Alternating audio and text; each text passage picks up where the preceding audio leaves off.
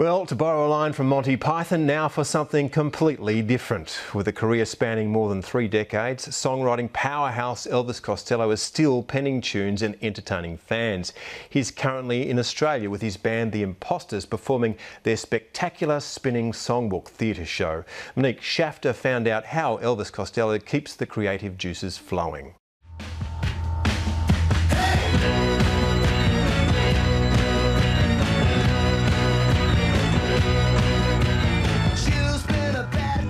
Do you have any idea how many songs you've written in your career? It's got to be close to 400, I don't know. I say about 400. You can get to 150 over the course of a tour. That's more than many people have to begin with. Oh, it's so funny to be seeing you after so long, girl. Well, you know, recently we've been doing a show with a spinning wheel, a game show wheel with that calls for us to know about 50 songs for that game to work. We don't have any preconceived ideas about when a song is coming up. Where it stops, nobody knows. Earthbound. That's girls that one with the defects of vein shrink rhapsody rig. Can you remember why you started writing songs? Because I couldn't do algebra? Yeah, probably that.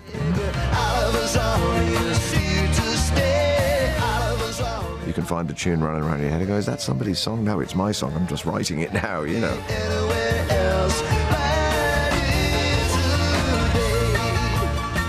With a song like Oliver's Army, how did that come together? I went to Belfast for the first time and saw people of my own age, from my own background, patrolling the streets. They were just lads, you know, and they were sent off to do the dirty work. When I was at school, you say, well, you can go skiing if you join the army. You also have to shoot people, you know. I just remember writing it on the plane, you know, coming back.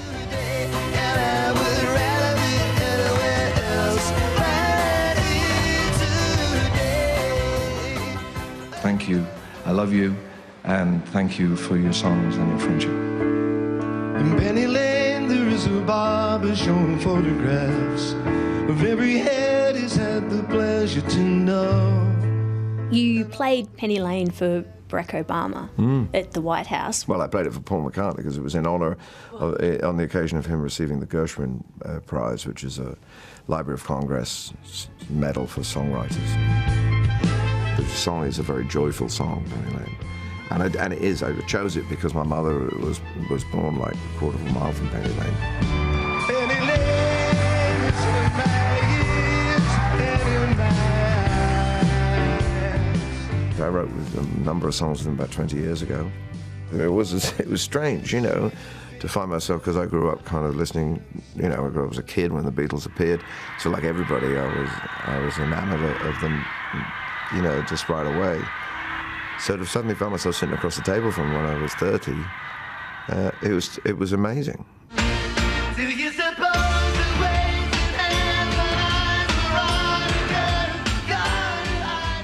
You worked with Paul McCartney on Veronica. Who brought what to the table?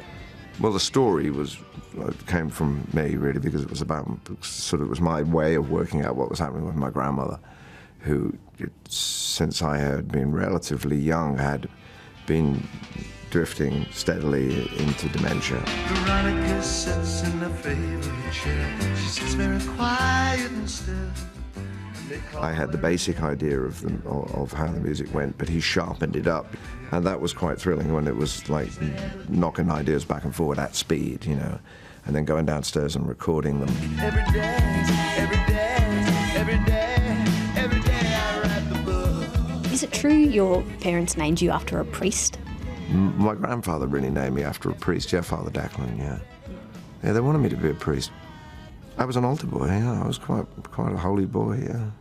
They went to the dogs, as they say in the end, yeah. Yeah. And why did you change your name? Well, Declan